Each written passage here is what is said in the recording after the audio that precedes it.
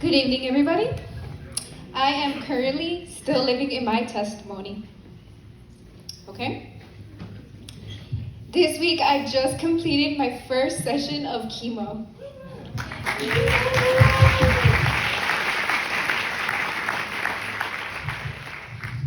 On October 24th, 2025, I got diagnosed with cancer. What was supposed to be a 2-hour surgery turned into a 2-week stay at the hospital, with multiple leg surgeries back to back.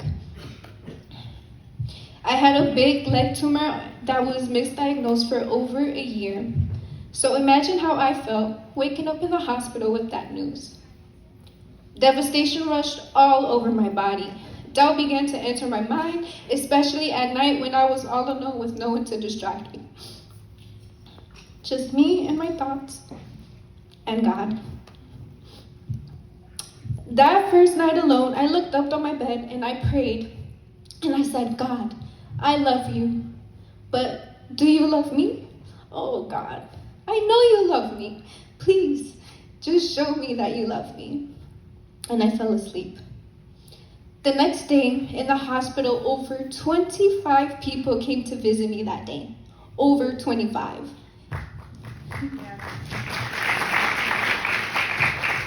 My room was filled with flowers and stuffed animals and food, and God showed me He loved me through that day. That was the only day I had energy to entertain my loved ones. Every night in the hospital, sorrow would flow in. I would just pop my earbuds in and listen to the same song on repeat. Joy is coming, coming, coming in the morning. And fall asleep. That was the only way I could fall asleep. John 16:33, in the world you will have tribulations, but be of good cheer. I have overcome the world. If I had been going through this before I turned to Christ, I would have handled it completely differently.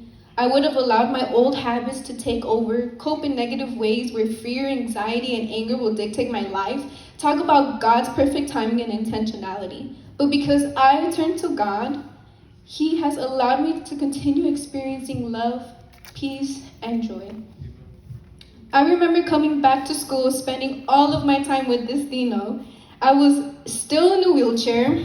I have a brace now, I can walk. So I would feel like a burden since my wheelchair weighed like 300 pounds. But this Dino made me feel so loved and welcomed. And I just met them this year. So everybody give Destino a clap.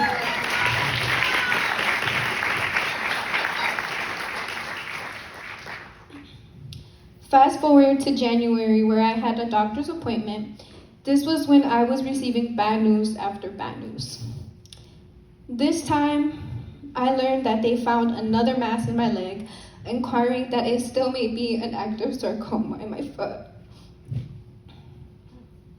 The doctor told me that the only ideal situation is amputation, but I rebuked that. I'm not getting amputated.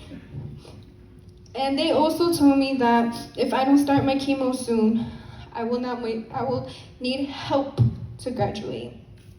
This hit me so hard. I was to the point of just giving up. I was crying most nights, forgetting all about God's peace and joy. I was ready to call it quits and walk away. But I remembered what my pastor once told me.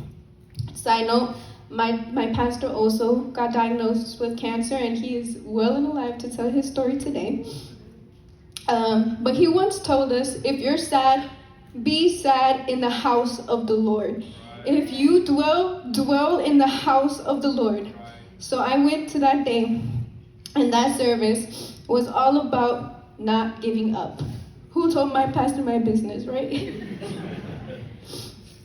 I am going to share the same message my pastor told us. Don't give up. You are almost at the finish line. Don't throw in the towel now, and do not let the enemy win. You know how this will end. I am still in my testimony. I'm here to tell you, maybe with no hair in a few weeks, maybe with no leg, maybe with no chances of having a kid, that I will remain steadfast in my faith and trust in God, because He has me in the palm of His hands. And I am not letting go. So, since he's not letting go of me, I will not be letting go of him. And he is doing this for me. Think of all the wonderful things that he could do for all of you. Thank you.